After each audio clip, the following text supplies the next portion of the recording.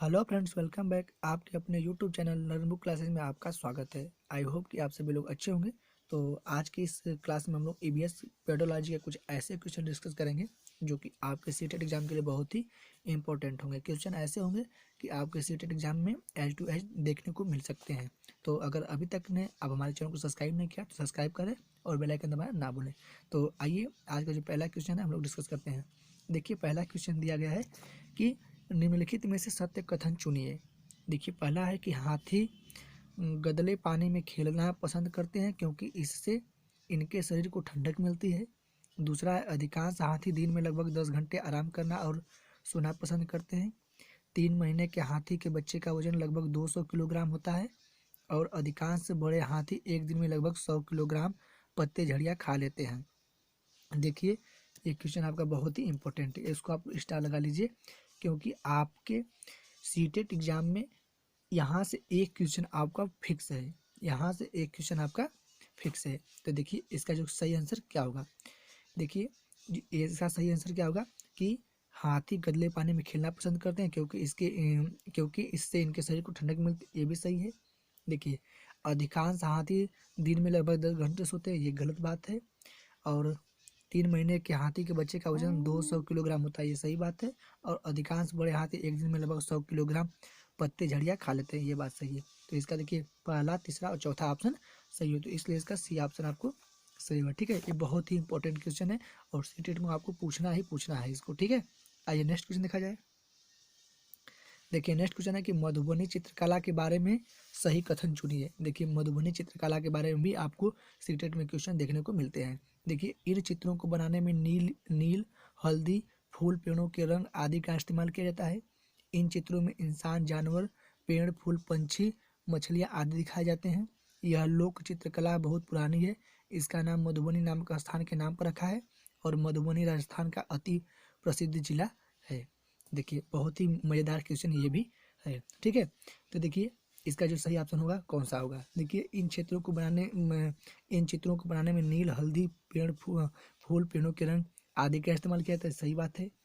क्योंकि जो मधुबनी चित्र है, इसको बनाने के लिए नील, हल्दी और फूल, पेड़ों के रंग का इस्तेमाल किया जाता है।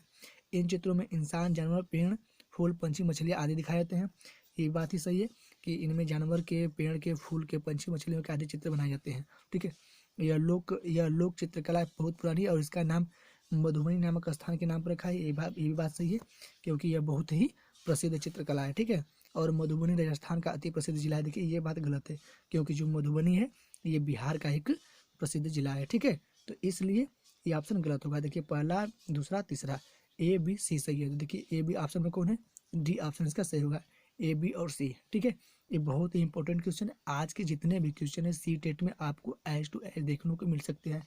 पूरी एक क्लास में आपको 5-6 नंबर क्लियर हो सकते हैं। ठीक है, 5-6 नंबर पक्का फिक्स होंगे। ठीक, आइए नेक्स्ट क्वेश्चन देखा जाए। देखिए, कोई पक्षी पेड़ की ऊंची डाल पर अपना घोंसला बनाता है। यह पक्षी हो सकता है शकरखोरा, कलचिड़ी, कौवा और फाख्ता। जल्दी से आप लोग आंसर कीजिए, जल्दी से आंसर कीजिए। आज जितने भी क्वेश्चन मैं लाया हूँ आपको सीटेट में एज टू एज देखने को मिलेंगे। अगर अभी तक आपने चैनल को सब्सक्राइब नहीं किया तो सब्सक्राइब करें और लाइक करें, कमेंट करें और दोस्तों को शेयर करें। ठीक है, बताइए, कोई पक्षी पेड़ की ऊंची डाल पर अपना घोंसला बनाता है, यह पक्षी हो सकता है। देखिए, कौवा, कौवा है जो अपना जो घोंसला है सबसे ऊपर बनाता है। जो पेड़ होता है, पेड़ के सबसे ऊंचे डाल पे अपना घोंसला बनाता है। इसका सी ऑप्शन आपको सही करना होगा। ठीक है, आज के जितने भी क्वेश्चन मैं आपको कहता हूँ सब इंपॉर्टेंट क्वेश्चन है, वेरी वेरी इंपॉर्टेंट क्वेश्चन आपको है सीटेट में देखने को मिल सकते हैं। ठीक है, आइए नेक्स्ट क्वेश्चन देखा जाए। देखिए, पोचमपल्ली एक गांव है। यह गांव एक विशेष प्रकार के कपड़े की बुनाई के लिए प्रसिद्ध है और इसे भी पोचमपल्ली ही कहते हैं। यह गांव निम्नलिखित में से किसका भाग है। देखिए, पोचमपल्ली, बात हो रही है पोचमपल्ली की कि यह गांव निम्नलिखित में किसका भाग है। केरल का है, कर्नाटक का, आंध्र प्रदेश का, तमिलनाडु का। देखिए, जो पोचमपल्ली है ना, पोचमपल्ली आपको आंध्र प्रदेश का एक प्रसिद्ध गाँव है। ठीक है, और ये बुनाई के लिए बहुत ही प्रसिद्ध है। सी ऑप्शन इसका सही होगा। नेक्स्ट क्वेश्चन दिखाया जाए। देखिए, रेगिस्तान ओक, बहुत इंपॉर्टेंट क्वेश्चन। आज के आज की इस क्लास में जितने भी क्वेश्चन हैं आपके लिए बहुत ही इंपॉर्टेंट है, बहुत ही इंपॉर्टेंट। आप पेन कापी लेकर इसको नोट कर लीजिए, ठीक है, पेन कापी लेकर नोट कर लीजिए। देखिए रेगिस्तान ओक की बात हुई है, रेगिस्तानी ओक के बारे में सही कथन। यह पेड़ ऑस्ट्रेलिया में पाया जाता है। यह एक विशेष प्रकार का पेड़ है जिसकी जड़ें टहनियों से लटकती हैं। इस पेड़ की जड़ें जमीन में उस गहराई तक जाती है जब तक कि पानी तक न पहुंच जाए, और इस पेड़ के तने में पानी जमा होता रहता है, और स्थानीय लोग पतले पाइप का उपयोग करके इस पानी को पीते हैं। देखिए यह पेड़ ऑस्ट्रेलिया में पाया जाता है, सही बात है कि यह पेड़ जो राजस्थानी होकर ऑस्ट्रेलिया में पाया जाता है। यह एक विशेष प्रकार का पेड़ है जिसकी जड़ें टहनियों से लटकती है, ये गलत बात है, क्योंकि इसकी जो जड़ें हैं वो टहनियों से नहीं लटकती हैं, ठीक है। इस पेड़ की जड़ें जमीन में उस गहराई तक जाती है जब तक कि पानी न पहुंचे, सही बात है। इसकी जो जड़ें होती हैं जमीन के अंदर तक जाती हैं जहाँ तक कि पानी न पी जाए, और इस पेड़ के तने में पानी जमा होता रहता है, और स्थानीय लोग पतले पाइप का उपयोग करके इस पानी को पीते हैं। ये भी बात सही है। तो देखिए ए, सी और डी आपका सही है, तो इसलिए इसका बी ऑप्शन सही हुआ, ए और सी डी, ठीक है। बहुत ही इंपॉर्टेंट क्वेश्चन है, आज की जितने भी क्लास में क्वेश्चन है सब इंपॉर्टेंट है, ठीक है। आइए नेक्स्ट क्वेश्चन देखा जाए। देखिए अबू धाबी के विषय में सही कथन है। यह रेगिस्तानी इलाके में है। अबू धाबी में पानी पेट्रोल से महंगा है।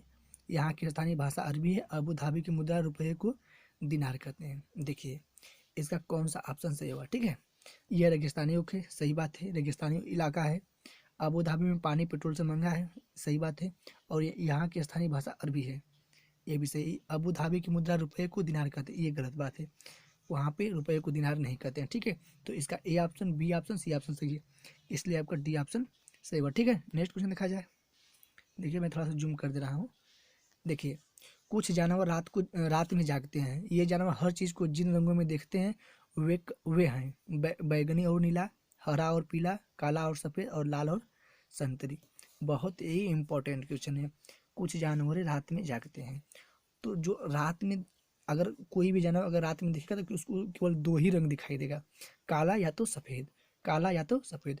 और यह कौन सा जानवर है जिसको जिसको रात में दिखाई देता है, तो उल्लू, और उसको काला ही सफ़ेद दिखाई देगा, ठीक है। तो इसका सी ऑप्शन आप सही करेंगे। कौन सा ऑप्शन, सी ऑप्शन। बहुत ही इंपॉर्टेंट क्वेश्चन है। इस क्लास को आप अपने पूरे दोस्तों को शेयर कर दीजिए, सबका सीटेट निकलना है। ईबीएस में आपको 15 नंबर की जो पेडोलॉजी आती है उसमें मैं 15 में 15 नंबर आपको दिला कर रहूँगा, ठीक है। आइए नेक्स्ट क्वेश्चन देखा जाए। देखिए बहुत ही इंपॉर्टेंट क्वेश्चन ये भी है, थोड़ा सा मैं इसको और थोड़ा सा कर दे रहा हूँ, ठीक है। अब आपको विजुअल हो पा रहा होगा, ठीक है। देखिए नीचे चित्र फर्स्ट में 24 घंटे की घड़ी दिखाई गई है, तथा चित्र सेकेंड व चित्र थर्ड में दो जानवरों एक्स और वाई के सोने के समय छायांकित भाग से दिखाए गए हैं। यक्स तथा वाई के सोने के समय के बारे में सही कथन चुनिए। क्या पूछ रहा है कि जो यक्स और वाई हैं इसके सोने के समय के बारे में आपको सही कथन चुनना है। देखिए यक्स 20 घंटे सोता है जबकि वाई 18 घंटे सोता है। यक्स 18 घंटे सोता है जबकि वाई 4 घंटे सोता है। यक्स 4 घंटे सोता है जबकि वाई 18 घंटे सोता है, और यक्स 4 घंटे सोता है जबकि वाई 20 घंटे सोता है। देखिए इसका जो सही आंसर होगा ना वो आपका सी होगा। क्यों, क्या होगा कि यक्स 4 घंटे सोता है, जो यक्स है ना वो 4 घंटे सोता है, और जो वाई है वह 18 घंटे सोता है। मैं इसको आपको आप इसको लगाएंगे ना तो आप इसको लगा पाएंगे, मैं जानता हूँ कि इसको आप लगा पाएंगे, तो मैं इसको अभी यहाँ पे कुछ नहीं कर रहा हूँ, बस मैं आपको बता दे रहा हूँ। इसका सी ऑप्शन से आप पेन कापी करके इसको हल कर ले। जैसे ये रीजनिंग का एक है जो कि आपके सीटेट के लिए भी पूछा जाता है, ठीक है। नेक्स्ट क्वेश्चन देखा जाए। देखिए मृत सागर क्या है। ऐसा सागर जिसका पानी जहरीला होता है। ऐसा सागर जो सभी महासागरों व सागरों से ज़्यादा नमकीन होता है। देखिए जो मृत सागर होता है ना उसका पानी क्या होता है ना कि सागरों से ज़्यादा नमकीन होता है। जो मृत सागर का पानी है महासागरों व सागरों से जिसका पानी ज़्यादा नमकीन होता है। लेकिन आइए और ऑप्शन हम लोग देखेंगे, ठीक है। देखिए ऐसा सागर जिसमें ज्वार भाटे बहुत तीव्र गति से आते हैं, और ऐसा सागर जिसमें जहाज चलना खतरनाक है। देखिए आपका यही सही होगा। क्या सही होगा, बी ऑप्शन आपका सही होगा। ऐसा सागर जहाँ सभी महासागरों व सागरों से ज़्यादा नमकीन है, ठीक है। आपका बी ऑप्शन इसका सही होगा। ये नेक्स्ट क्वेश्चन देखा जाए। देखिए नेक्स्ट क्वेश्चन है, ये भी बहुत ही आपको इम्पोर्टेंट क्वेश्चन है, ठीक है। कक्षा थर्ड के विद्यार्थियों को भोजन का पाठ पढ़ाते समय अंजलि भोजन संबंधित आदतों में सांस्कृतिक क्षेत्रीय विविधता पर विशेष ध्यान देना चाहती है। नीचे दिए गए अधिगम अवसरों में किसके द्वारा विद्यार्थियों को वांछित जानकारी दी जा सकती है। देखिए विभिन्न क्षेत्रों संस्कृतियों के भोजन को दर्शाने वाले चार्ट का उपयोग और उसकी व्याख्यान करना, विभिन्न क्षेत्रों संस्कृतियों के विद्यार्थियों से उनके घरों में खाए जाने वाले भोजन मंगाकर प्रदर्शित करना और सहपाठियों से सूचनाओं का आदान प्रदान करना।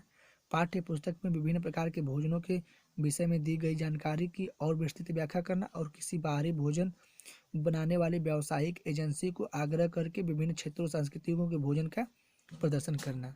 ठीक है, देखिए आपका इसका कौन सा ऑप्शन सही हुआ। देखिए आपका बी ऑप्शन सही हुआ। क्यों सही हुआ? क्योंकि इसमें आप ये करेंगे विभिन्न क्षेत्रों और संस्कृतियों के विद्यार्थियों से उनके घरों में खाए जाने वाले भोजन मंगाकर प्रदर्शित करना और सहपाठियों से सूचनाओं का आदान प्रदान करेंगे। क्या करेंगे कि जो बच्चे जिनके घर में अलग अलग प्रकार के भोजन बनते हैं उनसे आप भोजन मंगवाएंगे और ये कैसे बनता है अपने सहपाठियों में मिलकर अपनी सूचनाओं का आदान प्रदान करेंगे। ठीक है, तो इसका बी ऑप्शन आपको सही लगाना होगा। आइए नेक्स्ट क्वेश्चन देखा जाए। देखिए नेक्स्ट क्वेश्चन है, कक्षा 5 के विद्यार्थियों को पर्यावरणीय चिंताओं के बारे में पढ़ाते समय प्रीति प्रदूषण पर अधिक बल देना चाहती है। वांछित उद्देश्य को प्राप्त करने के लिए नीचे दिए गए क्रियाकलापों में से कौन सर्वाधिक प्रभावी हो सकता है। देखिए विद्यार्थियों से विभिन्न प्रकार के प्रदूषणों के चार्ट बनवाकर विद्यार्थियों को शैक्षणिक भ्रमण पर ले जाकर किसी प्रदूषित नदी को दिखाना, विद्यार्थियों से विभिन्न प्रकार के प्रदूषणों से संबंधित समूह परियोजनाओं पर कार्य करने के लिए कहना और किसी विशेषज्ञ को निमंत्रित करके वायु जल और ध्वनि प्रदूषण पर भाषण देना। देखिए क्या करेंगे, यहाँ पे बात हो रही है कि विद्यार्थियों को पर्यावरणीय चिंताओं के बारे में पढ़ाते समय प्रीति जो प्रदूषण पर अधिक बल देना चाहती है और उनसे पूछती है कि उद्देश्य को प्राप्त करने के लिए जो नीचे दिए गए विकल्प में से कौन प्रभावशाली है। देखिए इसका आपका सी ऑप्शन सही होगा। क्यों होगा? क्योंकि विद्यार्थियों से विभिन्न प्रकार के प्रदूषणों से संबंधित समूह परियोजनाओं पर कार्य करने के लिए कहेंगे। अब क्या करेंगे कि जो प्रदूषण से संबंधित जो समूह आप उसके लिए परियोजना बनाएंगे और उस पर कार्य करेंगे, यह प्रदूषण पर अधिक बल देगा। यही इसका इस क्रियाकलाप से यही उद्देश्य होगा। ठीक है, सी ऑप्शन इसको सही करना होगा। नेक्स्ट क्वेश्चन देखा जाए। देखिए नेहा कक्षा 5 के ईवीएस विषय में नीचे दी गई मूल्यांकन तकनीक का प्रयोग करती है। हस्तलिखित हस्तसिद्ध क्रियाकलापों का मूल्यांकन, गृह कार्य मूल्यांकन, परियोजना कार्य मूल्यांकन और मौखिक परीक्षा। देखिए नीचे दी गई तकनीकों का कौन सा युगल अधिक वस्तुनिष्ठ मूल्यांकन दे सकता है। पहला तीसरा, पहला चौथा, दूसरा चौथा और पहला दूसरा। देखिए कौन सा सही होगा। देखिए आप क्या कर रहा है कि कक्षा 5 के विद्यार्थी और ईवीएस विषय में नीचे दी गई मूल्यांकन तकनीकों का प्रयोग कर रहा है। देखिए मूल्यांकन कर रहा है यानी इवेल्युएशन कर रहा है। ठीक है, ये इवेल्युएशन कर रहा है तो इसमें क्या करेगा, यह हस्तसिद्ध क्रियाकलापों का मूल्यांकन करेगा और मौखिक परीक्षा लेगा। क्या करेगा, आपको हस्तसिद्ध क्रियाकलापों का मूल्यांकन करेगा और मौखिक परीक्षा लेगा। तो आपका फर्स्ट और फोर्थ सही है, बी ऑप्शन इसका सही होगा। ठीक है, गृह कार्य का मूल्यांकन और परियोजना का मूल्यांकन ये आपका नकारात्मक है। ठीक है, इसलिए आपका बी ऑप्शन सही होगा। आइए नेक्स्ट क्वेश्चन देखा जाए। देखिए ईवीएस में किसी अच्छे गृह कार्य को मुख्यतः किस पर केंद्रित होना चाहिए। कह रहा है कि जो ईवीएस में किसी अच्छे गृह कार्य को मुख्यतः किस पर केंद्रित होना चाहिए। पुनरावृत्ति और प्रबलीकरण पर, मास्टरी लर्निंग पर, विस्तारित अधिगम के लिए चुनौतियां और उत्तेजना और समय का सदुपयोग।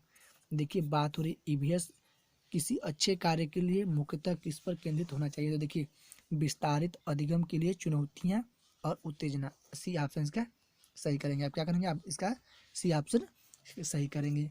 तो बस आज के लिए बस इतना ही। अगर अभी तक आप हमारे चैनल पर नए हैं तो चैनल को सब्सक्राइब करें, दोस्तों को शेयर करें और कमेंट करके ज़रूर बताएं कि ये वीडियो आपको कैसा लगा। ठीक है, तो बस जय हिंद जय भारत।